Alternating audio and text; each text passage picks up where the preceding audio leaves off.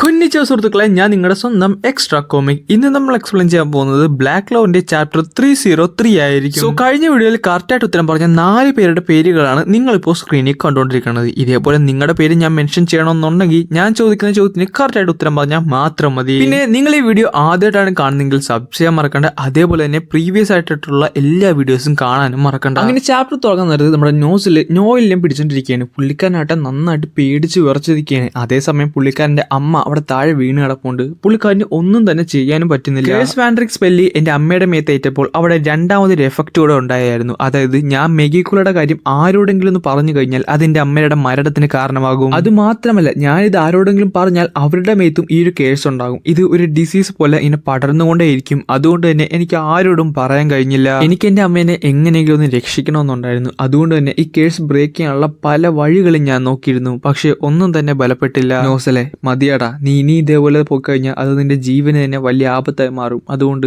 നിർത്തിയേക്കടാ, എന്തിനാ വെറുതെ. എന്നാൽ നോസലിന് അത് അത്ര പെട്ടെന്നൊന്നും വിട്ടുകൊടുക്കാൻ പറ്റത്തില്ലായിരുന്നു. അപ്പൊ നമ്മുടെ ഈസിയർ പറയുന്നുണ്ട്, ഈ സ്ട്രോങ്ങർ ആകുന്നത് അത്ര എളുപ്പമുള്ള കാര്യമൊന്നുമല്ല. പക്ഷെ നീ വിഷമിക്കേണ്ട കാര്യമൊന്നുമില്ല. കാരണം ഒരു ദിവസം നീ എന്നെക്കാട്ട് സ്ട്രോങ്ങർ ആകും. അതുകൊണ്ട് തന്നെ നീ ജീവിക്കാൻ നോക്ക്. അങ്ങനെ 1 വർഷം കഴിഞ്ഞാണ് എന്റെ അമ്മ മരിക്കുന്നത് കേസ് മൂലം. പക്ഷെ എനിക്ക് അവിടെ ഒന്ന് നോക്കി നിൽക്കാൻ മാത്രമേ പറ്റിയിരുന്നുള്ളൂ. എനിക്കൊന്നും തന്നെ ചെയ്യാൻ സാധിച്ചില്ല. അമ്മയുടെ മരണം എന്നെ വല്ലാണ്ട് തന്നെ അലട്ടിയിരുന്നു. എന്നെ മാത്രമല്ല എന്റെ കൂടെ പറപ്പിനെയും. അതുകൊണ്ട് തന്നെ ഞാൻ സ്ട്രോങ്ങർ ആകാൻ തീരുമാനിച്ചു, മറ്റാരെക്കാളും സ്ട്രോങ്. അങ്ങനെയാണെന്നുണ്ടെങ്കിൽ എനിക്ക് എന്റെ അമ്മക്ക് വേണ്ടി ഒരു ദിവസം റിവെഞ്ച് ചെയ്യാൻ സാധിക്കും. എന്റെ സിബ്ലിങ്സിനെ എനിക്ക് രക്ഷിക്കാൻ സാധിക്കും. നെബ്രസ് സോൾട്ടൊക്കെ വളരെയധികം സ്ട്രോങ് ആയി മാറുന്നുണ്ടെങ്കിലും അവരെ പോലെ ഒരു ഓപ്പോണന്റ് ഫ്രണ്ടിന് അവർക്കൊന്നും പിടിച്ചു നിൽക്കാൻ സാധിക്കത്തില്ല. പിന്നെ നോയില, അപ്പൊ തന്നെ നോയില നമ്മുടെ നോസലിലേക്ക് വന്ന് പുള്ളിക്കാരനെ മാജിക് പഠിപ്പിക്കുമെന്ന് ചോദിക്കുന്നുണ്ട്. പക്ഷെ നമ്മുടെ നോസലോടെ പറയുന്നത്, നീ വെറും പാഴാണ്, നിന്നെ ഒരിക്കലും ഒരു ബാറ്റിൽ ഫീൽഡിലേക്ക് കൊണ്ടുപോകാൻ സാധിക്കത്തില്ല എന്നാണ്. കാരണം നോയില പണ്ട് അത്ര സ്ട്രോങ്ങർ ഒന്നും അല്ലായിരുന്നു. സോ അതുകൊണ്ട് തന്നെ അവളെ ആദ്യം തന്നെ പിടിച്ചു വെച്ച് കഴിഞ്ഞാൽ പുള്ളിക്കാരന്റെ കീഴിൽ അവൾ സുരക്ഷിതയായിരിക്കും. അതുകൊണ്ട് തന്നെ നമ്മുടെ നോസിൽ മാക്സിമം പുള്ളിക്കാരനെ വെറുപ്പിക്കുന്നുണ്ട്. പുള്ളിക്കാരോട് ചോദിക്കുന്നുണ്ട്, നീ എന്തിനാണ് നിന്റെ അമ്മേനെ കൊന്നത്, നീ എന്തിനാണ് ജനിച്ചത്, നീ ജനിച്ചത് കൊണ്ടല്ലേ നിന്റെ അമ്മ മരിച്ചതെന്നൊക്കെ പറഞ്ഞുകൊണ്ട് പുള്ളിക്കാരനെ വളരെ നന്നായിട്ട് തന്നെ തളർത്തുന്നുണ്ട്. എന്നാൽ നോസലിന്റെ ഉള്ളിൽ അങ്ങനെ ഒന്നുമല്ലായിരുന്നു. കാരണം പുള്ളിക്കാരൻ തന്നെ പുള്ളിക്കാരനെ കുറ്റപ്പെടുത്തുവാണ്. പുള്ളിക്കാരന്റെ അമ്മ മരിച്ചതിനുള്ള ഒരു ഉത്തരവാദി പുള്ളിക്കാരനാണെന്നൊക്കെ പറഞ്ഞുകൊണ്ട് വളരെ നന്നായിട്ട് കുറ്റപ്പെടുന്നുണ്ട്. അതുകൊണ്ടാണ് നോലനെ ഒരു അകൽച്ചയിൽ വെച്ചത്. സ്ട്രോങ്ങർ ആകാൻ ഏറ്റവും നല്ലത് വിസാർഡ് കിങ് ആകുന്നതായിരുന്നു. അതുകൊണ്ട് ഞാൻ അതിനുവേണ്ടി പരിശ്രമിച്ചു. ഡെവിൾസിനെ പോലെ കുറെ അധികം ഓപ്പോണൻസ് ആയിട്ട് ഞാൻ ഫൈറ്റ് ചെയ്തു. അങ്ങനെ ഒരു ക്യാപ്റ്റൻ എന്ന ലെവലിലേക്ക് മാറി. എന്നിട്ട് അവിടെ ഉണ്ടായിരുന്ന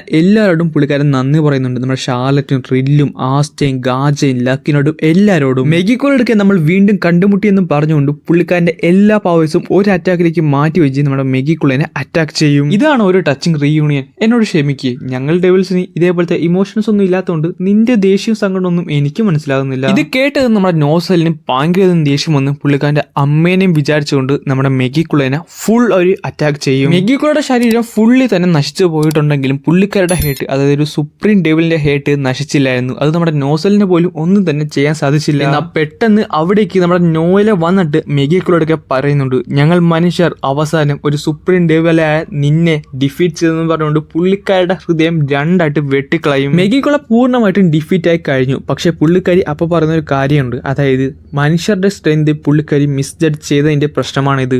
അത് മാത്രമല്ലാതെ പുള്ളിക്കാരി മരിക്കുന്നതിന് മുമ്പ് ഹ്യൂമൻസിന്റെ പവർ പുള്ളിക്കാരി അക്നോളജ് ചെയ്തിട്ടാണ് മരിക്കുന്നതും. മെഗിക്കുള മരിച്ചു കഴിഞ്ഞ് പുള്ളിക്കാരുടെ അകത്തുനിന്ന് ചെറിയൊരു എന്താ പറയുക ഒരു സാധനം വരും. അത് പതുക്കെ ഐസറായിട്ട് മാറിയിട്ട് നമ്മുടെ നോസലിനെ കെട്ടിപ്പിടിച്ച് പറയുന്നുണ്ട്, നിങ്ങൾ സ്ട്രോങ്ങർ ആയി മാറി. അങ്ങനെ നമ്മുടെ നോസലും നോയിലും കൂടെ കരഞ്ഞുകൊണ്ടാണ് ഈ ചാപ്റ്റർ അങ്ങനെ ഇവിടെ അവസാനിക്കുന്നത്. സോ നാളത്തേക്കുള്ള ചോദ്യം വളരെ സിമ്പിൾ ആണ്. നമ്മുടെ മെഗിക്കുള്ളയുടെ ഹോസ്റ്റിന്റെ പേരെന്തായിരുന്നു? കറക്റ്റായിട്ട് ഉത്തരം പറയുന്ന 4 പേരെ ഞാൻ മെൻഷൻ ചെയ്യുന്നതായിരിക്കും.